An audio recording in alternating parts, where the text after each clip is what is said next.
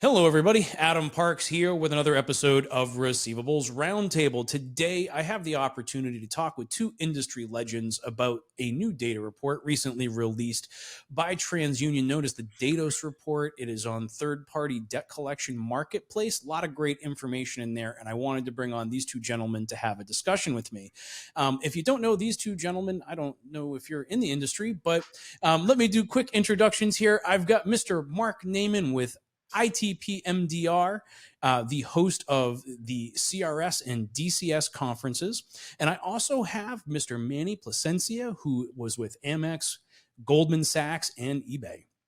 So from a global perspective, I wanted to apply a little bit more knowledge to this discussion to give us a wider breadth of information than just looking at that U.S. marketplace, because I think there's a lot of international play that's going to come up over the coming year. But to kind of kick it off, Mark, I know that you love to dig into the data. So why don't we talk a little bit about the sample that we're looking at here in this report? It's disturbing when that's like my intro, that Mark's the guy that's silly enough to read not just the 600 pages from the CFPB, but any data in this industry that comes out. I do enjoy it. So what is the Datos report? So the Datos report really is multi-parts that come together that look at the third-party collection space specifically.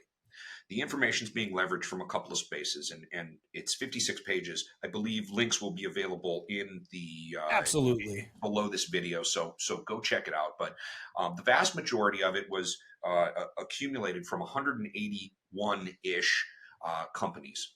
Mm-hmm. And I'm being loose with the numbers here. It's a lot of information, but about half those companies are under 19 employees, and half of those companies are over 19 employees. And so it looks at pretty much everything from what the concerns are amongst those 180 companies, what trends look like, not just in the debt settlement space, but in account placements, in default, in a vast swath of things that are kind of common ground for these agencies, not just work product placed, not just types of accounts, but also things like what areas are they looking into. It also talks about some of the technological challenges. And I know we're going to get into kind of a wide swath of information here. The last piece of information that's very well layered in there is the consumer experience. What are consumers feeling? What are consumers seeing? And what does the consumer experience look like? Not just from a technological standpoint, but from an operational standpoint. How does the industry better understand what these trends are within the space? And again, I'm only scratching the surface on this, but I hope that gives any first-time listeners or people that aren't aware of this report a basic understanding of the things that we're going to be talking about today. I think that's great context, right? That's great context for understanding the data points that we're going to discuss today. And I'm going to kick it right off because the first thing that came to me on page 6 of the report, where they're talking about the application of artificial intelligence and machine learning. And I think what surprised me more than anything was that it was stating that 11% of organizations surveyed were actually had deployed artificial intelligence or machine learning. And knowing that, larger organizations like eBay have been at this for such a long time, man, it's got to be a little bit surprising in terms of the data to hear only 11% are doing it.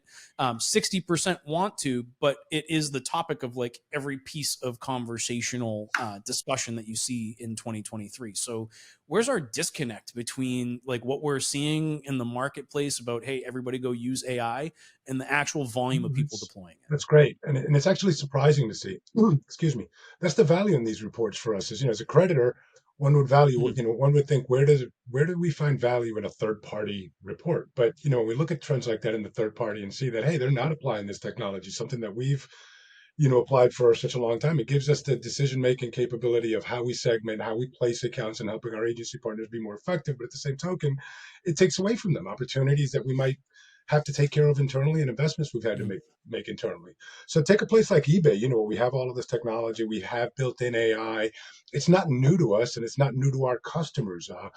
Unfortunately, I think that's part of the bias. I think if you look at the report itself, it dictates the majority of people want to implement AI, but are having difficulty understanding where they want to implement AI. And we've seen AI in the marketplace for a very long time. If you have a Netflix account, I know I don't like my daughter using my my account because then she changes my algorithm and I've got different stuff showing up on my accounts, right? It happens to all of us. So it's a perfect example of how I could explain that AI has been around forever. The new part of AI is the generative part, it's the applications, it's not the machine learning, it's how we can now utilize AI. And I think we're going to see advances in the next 10 years that we probably haven't seen in the last 50 years in these areas. It's going to give us a lot more capability than what we're using it. As the industry starts to scratch the surface, I applaud it. I applaud many for not rushing to be first to market here. I think we need to take cautious steps. The globe is definitely do that. I just came back, as a matter of fact, last month from a conference where the UK is going over, or the EU is going over ethics and applications in AI and how they're going to launch and implement it, especially with the UK's privacy laws, and things are a bit different out there. So, you know, taking an ethical approach and a smart approach into how we apply AI and not looking at it as a staff reduction tool, a cost reduction tool, and actually looking at it from the customer experience and how we could turn that into more money, more profit, better segmentation.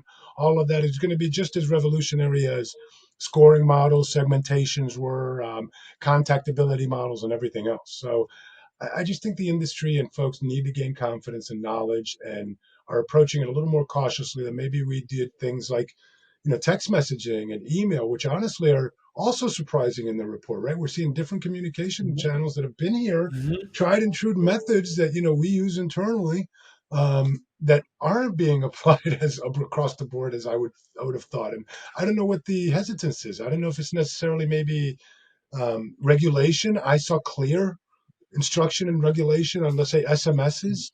I think SMS is a really important tool, and I think the industry has to get away from that multi-channel view and trying to sell it as omni-channel and actually build out an omni-channel, platform or omni-channel platforms that make sense for the customer because the customer's changed.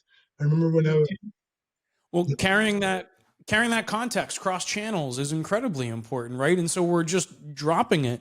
But in the report, they were talking about how 93% of companies are using letters, but less than 40% are using text or SMS, right?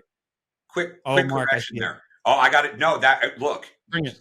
The data, it's 98%, because I'm old school. I still think that it's really interesting that we talk about these things like it's like there is a ready-made solution out there that you could just roll out tomorrow. If you're a company that has less than 1 million accounts or that has less than Yeah. an active workflow of anywhere close to 1 million accounts, so just back to that, it's 98% use letters, 93% use telephones, and then it just like drops to like 60% use emails, 69% for and email and what's 40% for text? It's text. like 40.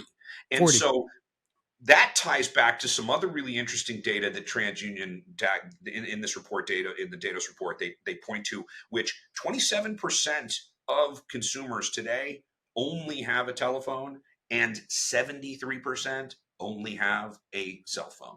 So, back to that, we're talking artificial intelligence, but we already know that more than half the space is still not utilizing text messaging. When that is something that and it's easy to opt in. It's easy to, that there is a pre-built solution. Here's Manny laughing. I think I got an eBay text while we were on this call. Like, you've got a notification for something you may like. I think the challenge is right. Speaking to that point specifically, I don't think it's a matter of want. It's a manner of when you're dealing with millions and millions of accounts, it becomes easier to create. And so back to the report, there's 3 areas that these companies talked about really, really utilizing artificial intelligence. The first, predicting payments, not just the ability to pay, but a willingness to pay. And I could dive way down the rabbit hole on this one. This is something that is very interesting to me when you start talking about things like recordings. Every agency, every debt buyer has been holding those call recordings, and call analytics has been a thing for a long time. But if you layer an interesting LLM, a large language model, on top of your 4 years, 3 years, 5 years, whatever your internal compliance policy state, right? If you just applied that, converted everything to a text summary and then kind of ran some interesting analytics on that, that's utilizing artificial intelligence in a good way. But if you're running tenant landlord files and every one of your collection files looks like something like this, unfortunately, there is some inapplicability Mhm. to how that could really be helpful for you. And so I think it's important, as always, to really understand that. Look, I think everyone's on board with the fact that most people don't have a home phone. I mean, we still have one. I don't. I think I get it bundled. Like that's the only reason Yeah, that I like it's think already I part have of something a, else. a Yeah. home phone. But outside of that, I think that the companies that aren't looking at those ready-made solutions are already a little behind.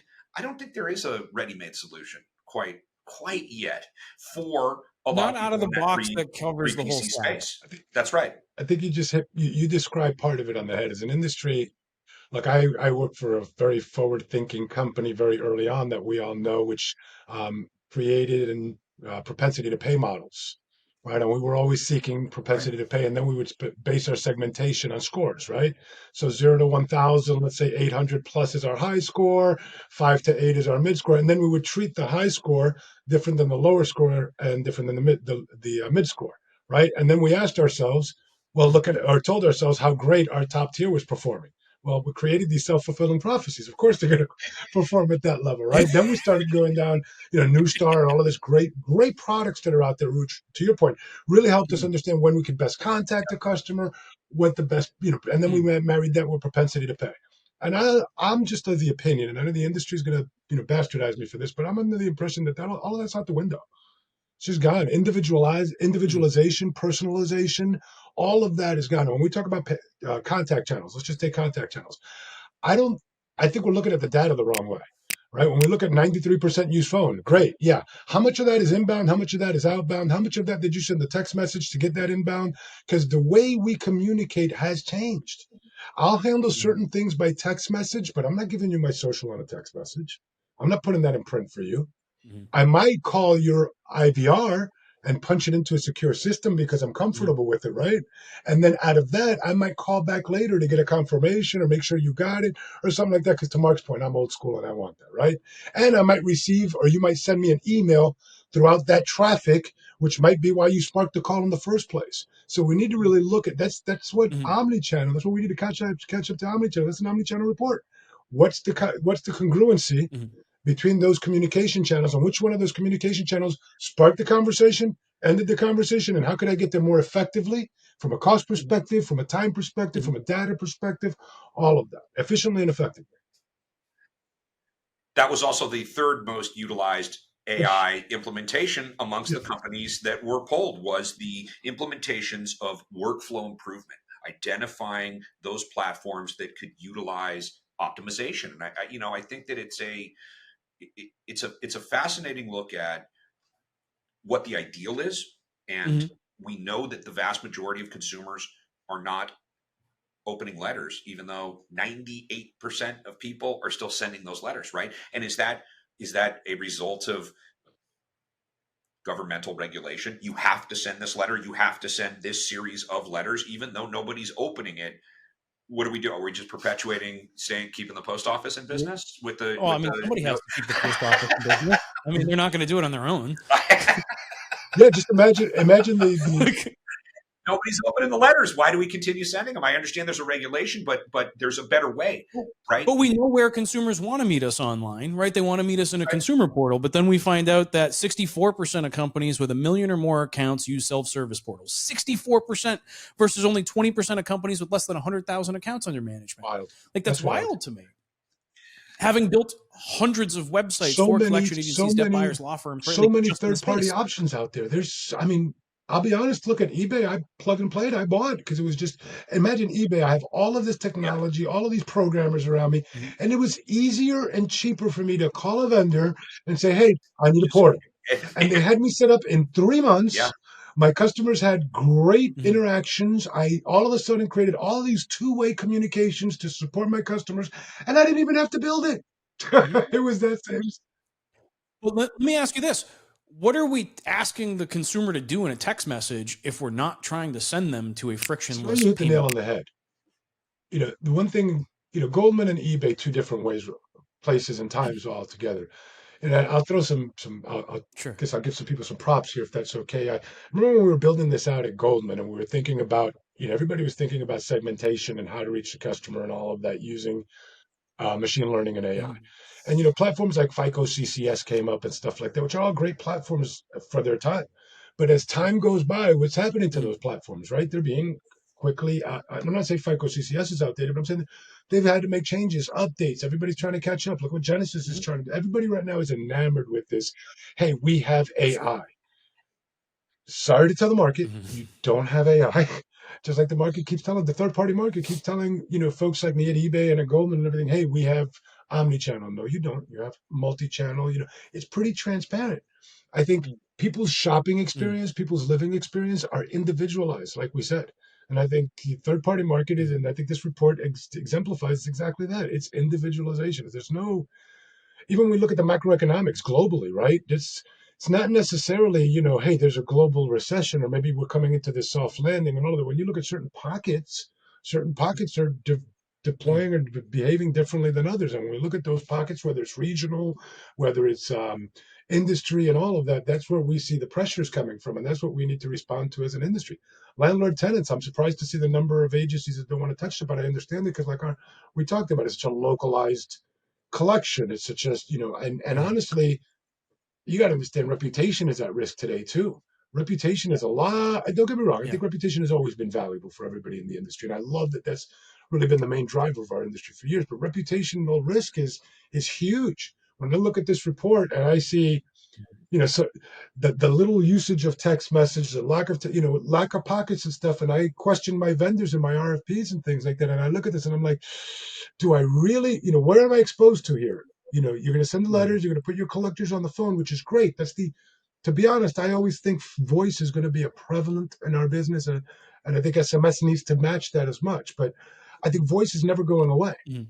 And as we connect that congruency and we get all of this decided, I think segmentation isn't the only place that we can apply. I think Mark describes some great learnings and thinkings that the industry needs to catch up on, like listening to your own recordings, developing that's the kind of Mark, get out of my head because that's exactly what I was recently doing. And and just to Makes just to sense. dovetail into that a little bit, if you look, last page of the report talks about the companies that are actually the part of those 190 companies involved in third party collections space. Mhm. I will point out it is heavily weighted for third party collection agencies. They make up more than half of that, but you do Mhm. have banks, you do have debt buyers, you do have law firms that collect accounts. So I do think you have this subset, and like I said, with all data, personally, I would have probably cut that big company, small company, a A little little higher. bit. I would have cut it a little lower, to be totally honest. I Really? think that there's a lot of companies out there from a collection standpoint that can operate in multiple states. I'm not talking national, big agencies, Okay. but I'm fairly confident that you could have a very I've been in shops. I've talked to shops. I know of people that run very effective, tight shops, 20 people, 19 people. Are they $100 million companies? No, but are they But $20 million they're companies? active industry participants. That's right. And so I think it's interesting. And like I said, I think that, talking about this in an umbrella wise, we're covering so much and so much of the data. If you really start digging into it, you'll see that there's always things that make you question a little bit more. For Mhm. example, healthcare takes up a very large portion of a lot of that under 20-person collections. Just So like, I've got a question for you as it relates to the yeah, medical portion of it and the current attacks by the CFPB on medical debt reporting. Okay. So there was something else at the end of the summary in the report that kind of caught my attention. 64% of companies agreed third party debt collection firms must diversify their business. I, 45% of companies had plans to enter into other types of businesses in the next 12 months. Is that BPO or do we see expansion into areas beyond they BPO? they specify, I think, that really, and I think this mirrors a lot of the sentiment I hear out there. Really, what we're talking about is either Agreed. fintech or other unsecured consumer credit arrangements, right? And whether that's buy Mhm. now, pay later. I'm not even referring to things like title loans or payday, things that have already been out there or is established. And I think is what's represented by the other in that particular graph. But looking at the people that are out there looking at those opportunities, look, complacency is what led to a over the last decade, another diagram within this report, you've gone from 9,000 collection agencies down to about 6,000 collection agencies. Over the last 10 years, there's been a consolidation that's taking place. And whether that's those agencies are being purchased, those agencies are closing, right? That's another form of diversification that, in my mind, was a direct result of the CFPB showing up on the scene and debt sales changing over the course of 2009 to 2015. And so all of a sudden, all of these very interesting trends. What's fascinating, the one thing that fascinates me about this entire report is that the vast majority of respondents felt that A, there was increasing opportunities in the space. There were more accounts being placed of the larger participants, and that they economically over the next 12 months felt that there would be a higher propensity of payment and a better economic forecast. And that mirrors the sentiment of the consumer, and the consumer feeling like they will be paid more over the next 12-month period. And so kind of seeing these things side by side is fascinating, because it leads me to want to call my agency buddies and kind of ask them, what are you guys seeing? Like, let's put the ear to the ground to kind of, because there's always a difference, and there's always some very interesting things. And I think size is a huge I'll add to that, because at the same token, you're saying, Well, I think they at the said same here token, when I that saw you saying that accounts are increasing, right? Agencies are decreasing, but also the number of employees, collection of employees is decreasing. And I started, yeah, massive massive. reduction there, right? And I started to look into yeah, I think I started trying to be you and dive into deeper into the data and try to figure out, is that because we're seeing more advantages in technology, more advantages? I'm not seeing the SMS in the report. I'm not seeing the AI in the report. I'm not seeing the technology that would replace that big reduction. Then I'm looking at, it's not going to be M&A, right? Because M&A reduction in agencies wouldn't cause the reduction in folks, especially if there's such an increase in accounts. So it's kind of a head scratcher of why the third party is going through this transition. One of the things I didn't used to care about, let's say, really in an RFP, was your employee size 3 years ago versus your employee size today. Usually in an RFP, that led me down a rabbit hole of, this client left, I did that, and and I've been in the third party for a long time. I didn't, ebbs and flows, whatever, baby. Yeah. But now, yeah, what happened? Why do you have to? And the story I get a lot from our agency partner, my agency partners at the time, 19 of them globally, was, oh, we've made all of these advantages in technology, we've made all of these advantages in strategy, we have so much better information, we have all of this. But honestly, I'm going and looking at my liquidation rates and saying, well, where's that reflection? Let me see that, because it's making it better for you to do business, which I appreciate.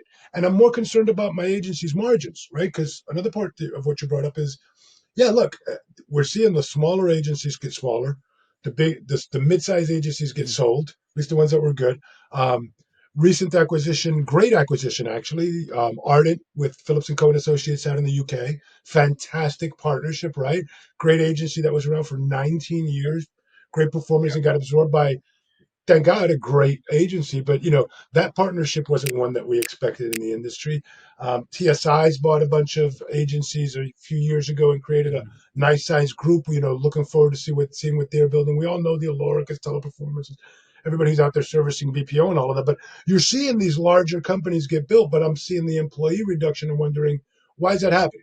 Is it because of these technology advents? Is it M&A? What's going on there, and that margin has got to be getting rougher as the CFPB is squeezing. That diversification is because the top concern in this report of folks is controlling costs. Gladly, that's coupled with the second line, the second highest, which is growing your business. Great, because that's what you want to control your costs while you're growing your business, and that's what I want to see as a creditor. I want to see you taking those steps and growing. But the concern is, that's not the story that your employees is telling on this report. Employees are dropping all over the place. So I'm going to gauge in my RFPs that valuable or that data point a little differently than I might have 2 years ago prior to this report.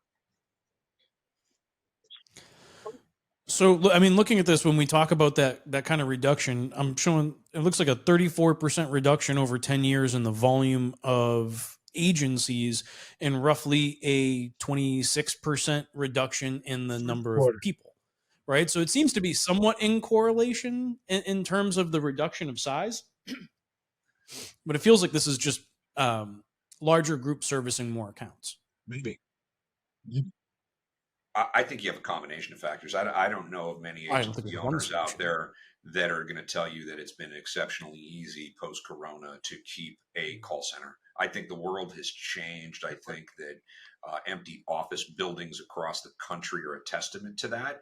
Mhm. And I think it also led to, and it's interesting, I think several of the studies within this report very specifically point to, what types of focuses are you taking in the upcoming years? And I think that BPO is one of those huge ones, being able to Mhm. utilize some of this business process outsourcing right in line with what Manny Economies was of saying. scope. Instead of developing your own, you go out and you hire somebody. And I think that you have some huge industry players that are making those steps, not just to be able to provide these services, but in some situations, right, provide some of those going back to the artificial intelligence and some of these large language models. Mhm. They're trying to provide some of those out of the box solutions that allow people to kind of pick and choose if they can apply that type of tool or tool set to their own environment.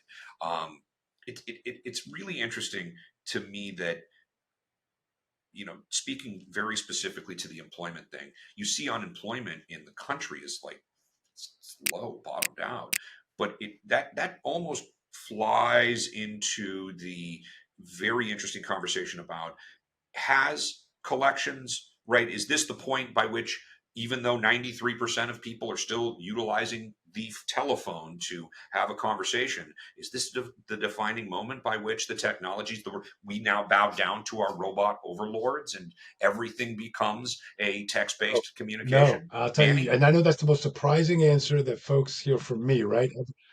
No. I, It's not that surprising. not in our Listen, lifetime. who was it that said it? Einstein said that one day our technology will surpass our humanity. Was that the quote? Um, Mhm. we're not there. We're not. I don't believe we submit to the robot role, and I don't think we ever do. I think we accept. I'm I not get going it. I full get it. Sarah Connor here, I Manny. get it. Look, think about the call center agent, right? When we were talking earlier about the old days of collections when we were on the phone and we had index cards and people cigarette smoke. We've evolved, right, from the Neanderthal business that we used to Mhm. be to Sure. first being compliant and all of that. Sure. Now I think where we're at is I think we're at the cusp of ethical deployment of technology. As an industry, we have been able to call the best accounts, yield the highest margin. Looking at I remember an agency I worked at, I didn't touch an account that was under $100 unit yield. We've all deployed methodologies to make our business more profitable, yield more from the accounts while providing a better service for our clients and complying with federal regulation. You know, Mhm. I think the customer, the debtor, has evolved in the collection space, but I think now they actually rule. I think the customer has the say so. I think we finally reached a point in the industry where we understand they control power. We're catering not to the client, we're catering to the customer, the client's customer, and the third party, Mhm. right? So if you're collecting on an eBay account, I need you to be better than eBay. If you're collecting on my Goldman account, I need you to do Mhm. better than Goldman. And the industry needs to step up to that. Now, we used to do that with results. We used to Mhm. reward results. It was Mhm. all about numbers, liquidation, all of that. Now the world has changed, right? I speak to my 22-year-old Mhm. daughter, and she talks to me about behaviors. Her complaints are behaviors. Everything is behavioral based. What do people complain about today, right? Yeah. How do you get, don't say the wrong thing today. It's that's the world you live in. It's not the world that I grew up in, let's say. Right. So as that world changes, our communication changes. And I think the industry is making this decision of we can't just, we just can't take it anymore. We got to give something to the customer. We got to give the customer a reason to Mhm. pay me. How do you get this wallet share, right? We Yeah, talk you're about wallet competing share. with We your. talk about every debtor. I hate to call them, but everybody who owes money owes at least four people, right? I got to compete with the car, the Mhm. mortgage, the credit card, and I'm eBay or I'm Goldman or I'm whoever I am. My wallet share is how fast I could get to them, how effectively I could get to them, and how efficiently I could take their money and how easy I can make it for them. But I got to appeal to them, which is something new. We didn't do that before. We caught them. Remember the days of 400% penetration? You dial the phone four times a day. I remember times of people saying you catch a dummy a day on the phone. I mean, the industry is not going to be able to continue going down that road. And I think we're finally accepting it and figuring out it's not, to your point, Mark, which I love, there's no one path. There's not. If you're Mhm. if if you're an agency owner and you're listening to this today, or you're involved in strategy and stuff, I'd say find your strategy, what you're good at, and deploy the best strategy that you can in that environment. Don't try to be the one-stop shop, because I'm not going to build the same thing you are, the same thing Adam is, and we all have, a million years of experience amongst ourselves here, and we don't need to. Everybody's going to individualization is more important than ever. And we started out with little punch phones, IVRs, and look at what we've developed, the payment portals and stuff like Mhm. that. And I applaud the industry for developing all of these plug and play products like you're talking about that are coming on board, which make it easier for folks like me when I'm sitting there looking at a $70 billion portfolio across 19 countries, scratching my head. How am I going to grab payments? Oh, wait, I could call this company down the street, and they have a 400 language model that they could stick in here, and I could just interact with all of my folks. All I got to do is go hire some agencies that can speak the languages, man the systems, and two-way text, two-way email, and then it's up to me to create the congruency amongst that with whatever signature my company is. Let's say at Goldman, it was privacy, professionalism. It was that tone. That's what you did. It was kind of weird for me to hop from there to eBay, because now at eBay it was, it wasn't more playful, but it was more personalized. It was more frictionless. It was less info, less burden on the customer. It was make everything easy, and that appeal, bringing that appeal in along with the urgency of the third party, or into the third party, is what's going to help those agencies be successful for us, and utilizing data, kind of like what we're looking at on this report, to really figure out what you're good at, what you need to do, and how you can have that edge over your competitors. Because you can beat a scorecard. Anybody can beat anybody in a scorecard. But I'll Mhm. tell you what, if you give me a future runway with you, ooh, I'm really interested. Same. So let me ask you this. You brought up a really good question about behaviors and changing behaviors and how we're focused a little bit more on behavioral adaptation and understanding the behaviors. It's been my observation. I'm curious if you guys are seeing the same thing, that behaviors have changed exponentially faster in the last 24 months, meaning that there was this, between the 70s and the 90s, right? There was behavioral changes, but from a communication and consumer standpoint, other than the introduction of credit cards in the early 19 or end of the 1960s, you kind of had somewhat status quo for a long period of time. Then you have the early 2000s, you start to have the application of SMS and other things. But now, let's call it in the world that we live in post 2020, it feels like behaviors have changed at such a rapid pace that laying the train tracks to manage these accounts has become infinitely more important, right? Where these behaviors are changing and we're having to funnel these behaviors down some specific channels by which to create the business interaction that we ultimately need. But have you guys seen that same rapid exponential growth of change?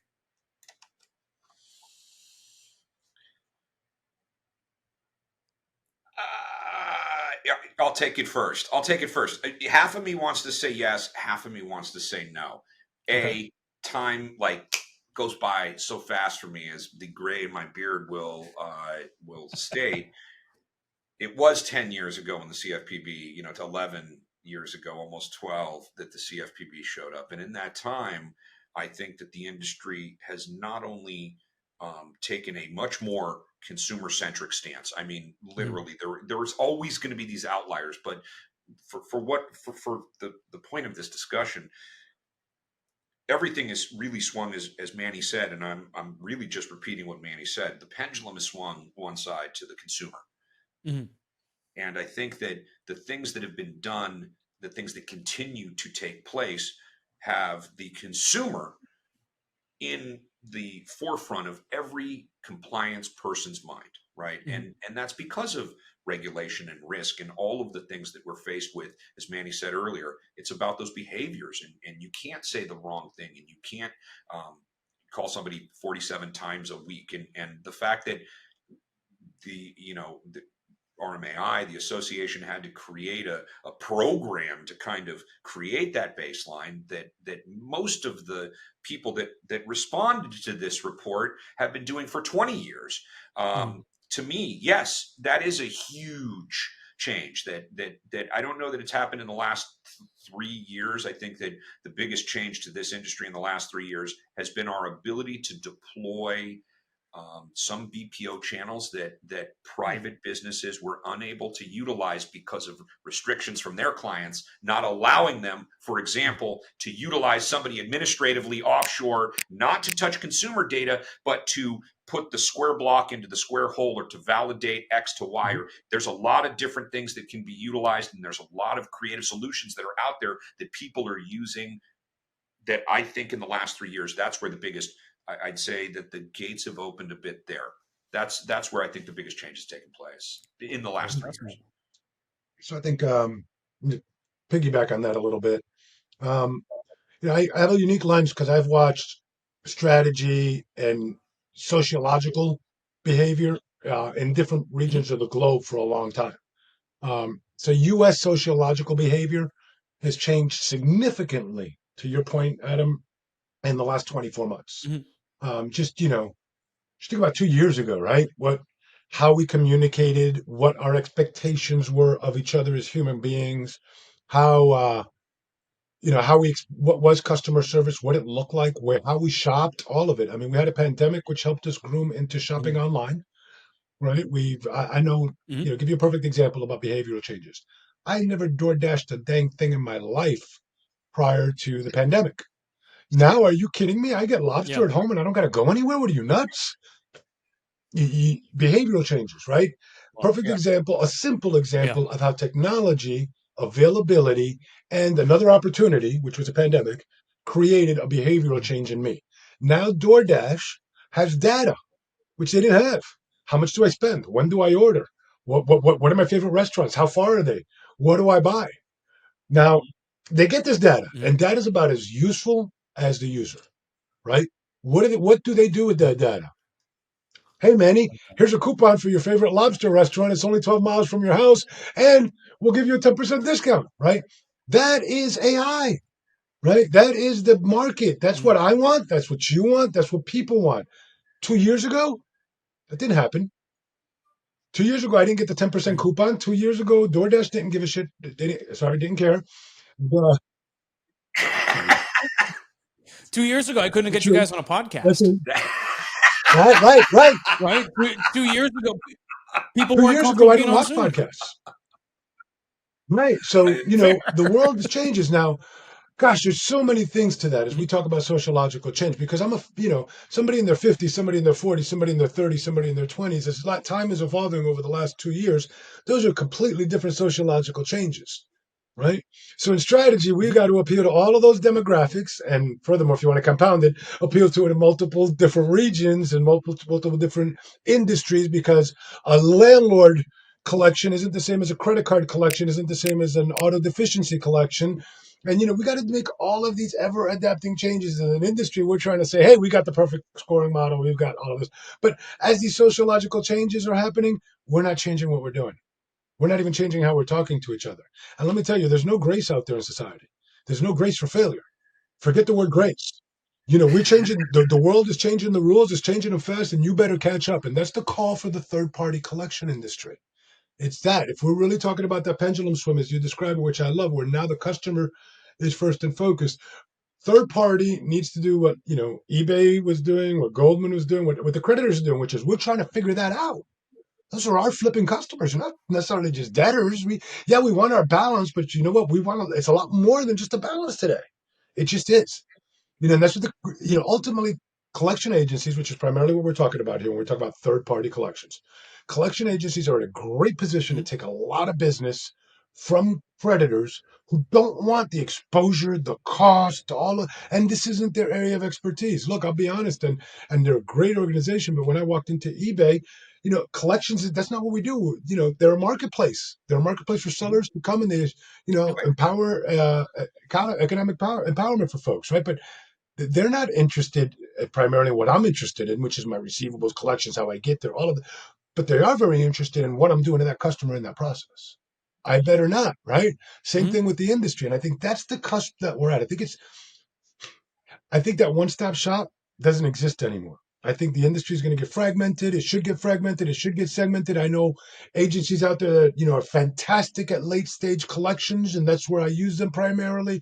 I know agencies that are great at early stage collections, and I want to use those guys primarily. I know folks that are, just gifted with auto loans. I've worked for an organization that was fantastic at that. And, bank card, maybe I'll go somewhere else if that's my industry. Or, I spent a lot of time at a fintech. With fintech, you're looking. So anybody who tries to do all of it, I think is going to have a problem unless, we're talking about huge resources, great siloed environments. I don't know how you achieve it. I again think that the cusp the agency's at right now is between an ethical and moral decision that it has to make, which has to accompany the customer's desires and wants right now. I have one Yeah. final question. Sure. Based on this report, it was the one piece of this that, and it finalizes almost a closing comment perfectly based on what Manny just said. He named all of these opportunities, whether it was fintech or utility or all of these things that are in the space. Look at the report, and out of those 181-ish people, 50% of those responded other. Now, what's the other? I asked the same thing. What's the other? To me, I'm like, man, is there something I'm not aware of? And I think that to me is what these conversations are about. I love getting on the phone, getting on a meeting, and having that discussion because I think it's interesting. Thanks for sending me down the rabbit hole at the end. Now I'm going to spend the rest of my day wondering what falls into other. I'm like rent to own. Like I got to go back to my CRM. No, that's on there. It's not that. It's honestly, it's just very interesting. I'm thinking of all of the potential possibilities for what that could possibly look like. And maybe it's consolidation. Maybe that other is just to the same point that we talked about with the declining number of agencies. Maybe it is the acquisition of another agency for the express intent of that's your next opportunity. So with that being said, that was my that was kind of your drop out there. Yeah, I figured it's a good hanger, yeah. Here's kind of my closing remark on this is go check out this report. I think this is a worthwhile read. I think it's worth trying to understand not only how you view what's going on in your external environment from your own chair, but looking at it from the chair of so many others around the space. And I think this provides us some interesting insights. So for me, I look at this and I look at it as opportunities to identify kind of a roadmap to where success may lie. And success is not a definitive state, right? There's pockets of success as we go along our career journeys. And I think this will help, going through this and trying to understand how some of these products are shifting or where other organizations and competitors may not be able to keep up with you in deploying certain portals or artificial intelligence or whatever the case may be for your organization. I think it's worth, exploring. So gentlemen, I really thank you guys for coming on and having a chat with me today. It is incredible to get to chat about this kind of a topic with two industry. Thanks for having me. Appreciate it. Thank you, Adam. Hey, thanks, Manny. Thank you. For those of you that are watching, if you have additional questions you'd like to ask any of us, you can leave those in the comments on LinkedIn and YouTube, and we'll be responding to those just as quickly as we can. If you have additional topics you'd like to see us discuss, shoot those in the comments below as well, and hopefully I can get these gentlemen to come back at least one more time to help me continue to create great content for a great industry. But until next time, gentlemen, thank you so much, and thank you everybody for watching today. We appreciate your time.